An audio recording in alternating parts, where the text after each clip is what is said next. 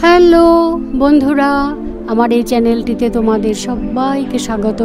আজকে আমি নিয়ে এসেছি তোমাদের জন্য দুর্দান্ত স্বাদে ভরা একটি রেসিপি, ম্যাঙ্গো ফিরনি। তো শুরু করা যাক।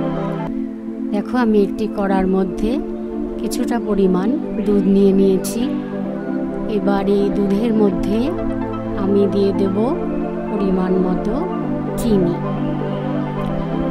তারপর চিনি আর দুধকে অনেকক্ষণ জালে বসিয়ে শুকিয়ে নিতে হবে। এবারে আমি এদিকে নিয়ে নিচ্ছি দুটো হিমসাগর আমের পেস্ট করে নিয়েছি। এদিকে আমার দুধ কিন্তু একদম ক্ষীর হয়ে গেছে। আমি কিন্তু দুধে কোনো গুঁড়ো দুধ ব্যবহার করিনি, তোমরা ইচ্ছে করলে ব্যবহার করতে পারো। এবারে দিয়ে দিচ্ছি দুধের মধ্যে আম পেস্ট। এবারে কিন্তু এদেরকে খুব সুন্দর করে নেড়ে চেড়ে মিশিয়ে দিতে হবে, যাতে কোনো রকম দানা বেঁধে না থাকে।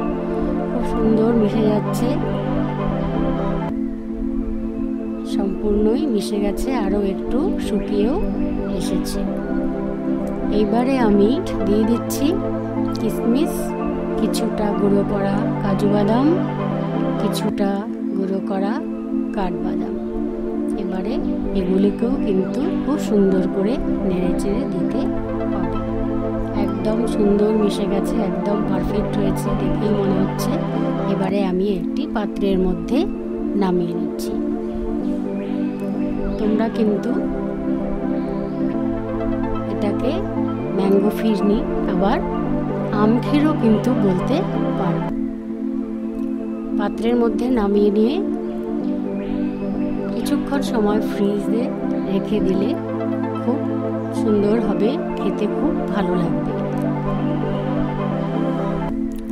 আমার এই চ্যানেলটি যদি ভালো লেগে থাকে বন্ধুরা, তবে তোমরা লাইক, শেয়ার, কমেন্ট করে সাবস্ক্রাইব করে দিও। ধন্যবাদ।